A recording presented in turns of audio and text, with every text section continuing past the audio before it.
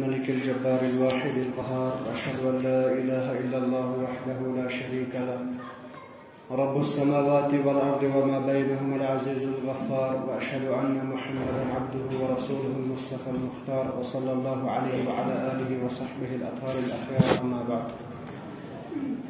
کتاب التوحید کا آج درس نمبر 22 ہے. پچھلا درس اس کے متعلق تھا کہ کیا ہم کسی چیز کو حصول برکت کی نیت سے اسے چھو سکتے ہیں، اس کی طرف سفر کر سکتے ہیں یا نہیں.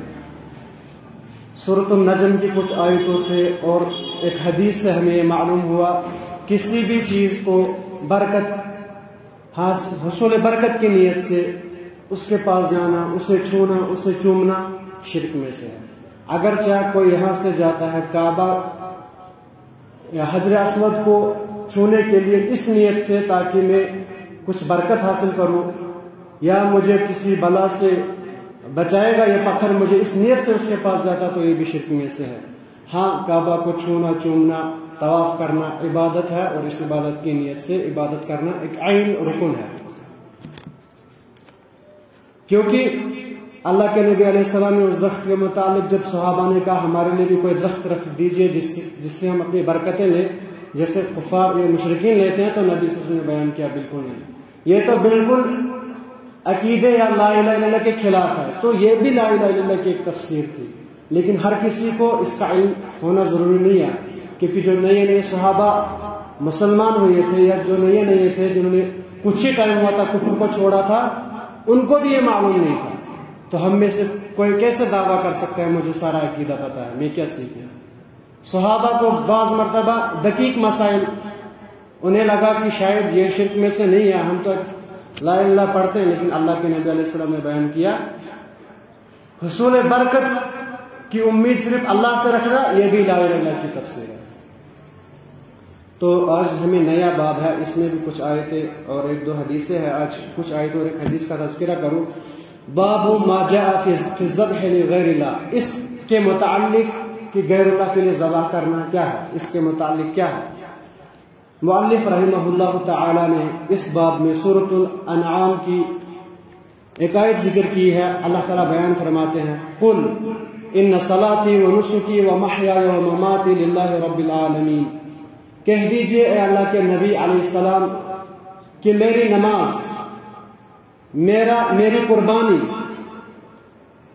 ابن کثیر رحمہ اللہ بیان فرماتے ہیں اس آیت کی تفسیر میں اللہ تعالیٰ رسول اللہ صلی اللہ علیہ وسلم سے کہہ رہے کہ کفار سے اب کہو کہ میرا یہ عقیدہ ہے. میرا عقیدہ کیا ہے کہ میری نماز، یہاں پر صلاۃ استعمال کیا، نماز بھی اور ہر کوئی بدنی عبادت جو بھی میری بدنی عبادت ہے، اور میری قربانی، کیونکہ مالی عبادت میں سب سے بہترین عبادت قربانی ہے اور بدنی عبادت میں سب سے بہترین عبادت نماز ہے. یہ دونوں چیزیں اللہ کے لیے. پھر اللہ کے نبی علیہ السلام سے کہا گیا چلو سب کچھ میرا آپ کے لیے، لیکن اگر اور کچھ بھی بچتا ہے تو وہ محیایا، میری زندگی بھی، جو میں نے اب تک کیا یا میں جو کروں گا یا جو کر رہا ہوں وہ بھی اللہ کے لیے. وہ مماتی، اور میری موت، یعنی جو میری موت کے وقت میں ایمان لے کر آ رہا ہوں یا جو میری وفات ہے، میری شہادت ہے، میری موت ہے، وہ بھی آپ ہی کے لیے. تو اللہ کے نبی سے کہا گیا کہ آپ اس طرح کہو کفار سے، وہ سارا کس کے لیے ہے؟ للہ رب العالمین، اللہ کے لیے. لا شریک لہ، کیونکہ اس کا کوئی شریک نہیں ہے. وَبِذَلِكَ أُمِرْتُ، کیونکہ مجھے اسی کا حکم دیا گیا کہ میں اپنی نماز، اپنی قربانی، اپنی زندگی ہی اللہ کے لیے صرف کروں. اور وَأَنَا أَوَّلُ الْمُسْلِمِينَ، اور میں پہلے مسلمانوں میں سے ہوں. یعنی اس اعتبار سے ابن عثیمین رحمہ اللہ بیان فرماتے ہیں کہ یعنی قوت ایمان کے اعتبار سے، کمال ایمان کے اعتبار سے رسول اللہ صلی اللہ علیہ وسلم پہلے ہے. اسی طرح سے ہر نبی اپنی امت کا پہلا ہوتا ہے، یعنی پہلا مسلمان ہوتا ہے ہر نبی اپنی امت کا، اسی اعتبار سے. تو یہ آیت لانے کا مقصد یہ ہے کہ ذبح جو ہے، قربانی جو ہے، وہ خالص اللہ کے لیے ہونی چاہیے.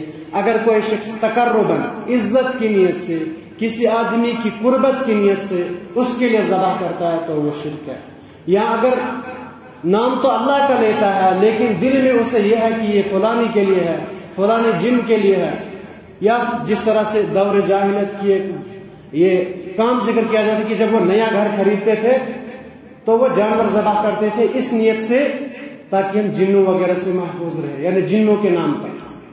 اللہ ताला की शुक्रिया या शुक्र करने के लिए करेंगे वो कोई मसला नहीं। जैसे हम अकीका करते हैं जब किसी को बच्चा होता है, ऐसा कोई मसला नहीं। लेकिन इस नीयत से कि मैं ये जानवर उन जिन्नों के नाम ज़बह करूं, किसी जंगल में गया तो जानवर ज़बह किया, तो ये सब शिर्क में से है, इससे इंसान दीन से खारिज हो जाता है। उसके बाद मुअल्लिफ रहमहुल्लाह ने एक और आयत जिक्र की सूरतुल कौसर की। अल्लाह ताला बयान फरमाते हैं फसल्लि लिरब्बिका वन्हर, यानी यहाँ पर इब्न तैमिया रहमहुल्लाह बयान फरमाते हैं, अल्लाह ताला ने बयान किया इन्ना आतैनाकल कौसर, ए अल्लाह के नबी अलैहि हमने आपको कौसर अता किया। कौसर से मुराद या तो हौज़ कौसर भी है या खैर कसीर, यानी बहुत बरकत हमने अता की। तो आपको क्या करना है, फसल्लि लिरब्बिका, इसके बदले में सिर्फ अल्लाह के लिए नमाज पढ़िए, वन्हर, और उसी के लिए कुर्बानी कीजिए। तो क्यों इन दो चीजों का जिक्र किया गया? क्योंकि बेहतरीन इबादतों में से नमाज, बदनी इबादत में सबसे बेहतरीन इबादत नमाज है। अगर कोई शख्स जितनी भी इबादत करता है बदनी, लेकिन नमाज नहीं पढ़ता, तो उसकी उन इबादतों का कोई उस तरह का उतनी कोई अहमियत नहीं है। इसीलिए हम देखते हैं रसूलुल्लाह सल्लल्लाहु अलैहि वसल्लम बहुत ज्यादा नमाज पढ़ने वाले और बहुत ज्यादा कुर्बानी करने वाले थे। तो ये दो इबादतें बेहतरीन है, इसीलिए अल्लाह ताला ने इनका तज़किरा किया। इसके बाद एक और हदीस मुअल्लिफ रहमहुल्लाह ने जिक्र की, जो कि सही मुस्लिम किताबुल अज़ाही और मुस्नद अहमद में भी है।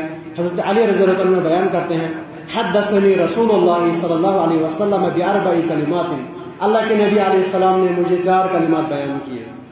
फरमाया लअनल्लाहु मन ज़बह लिगैरिल्लाह, अल्लाह ताला उस पर लानत करता है, उस पर लानत करे जो गैर अल्लाह के लिए ज़बह करता है। इसी तरह से बयान किया लअनल्लाहु मन लअन वालिदै, अल्लाह ताला उस पर लानत करे जो अपने वालिदैन को लानत करता है। दो के यानी जो गैरुल्लाह के लिए ज़बह करता है उस पर लानत की, या तो बदुआ की लानत की, या बयान किया कि अल्लाह ताला ने उस पर लानत की है। लानत मतलब क्या है? लानत मतलब हो गया अल-बुअद मिन रहमतिल्लाह, अल्लाह ताला के रहमत से दूरी। यानी लानत जब किसी पर बरस हम कहते इस पर अल्लाह की लानत है, यानी अल्लाह ताला की रहमत से दूर है। जब एक इंसान अल्लाह की रहमत से दूर होगा फिर क्या रहता है उधर? तो गैरुल्लाह के लिए ज़बह करने वाले पर लानत है। दूसरा आदमी बयान किया जो किसी अपने वालिदैन को लानत करे। तो सही बुखारी की एक हदीस में है, जब अल्लाह के नबी अलैहि सलाम ने बयान किया अपने वालिदैन को लानत करना कबीरा गुनाहों में से है। तो सहाबा में से किसी ने पूछा अल्लाह के नबी, कोई अपने वालिदैन को कैसे लानत कर सकता है?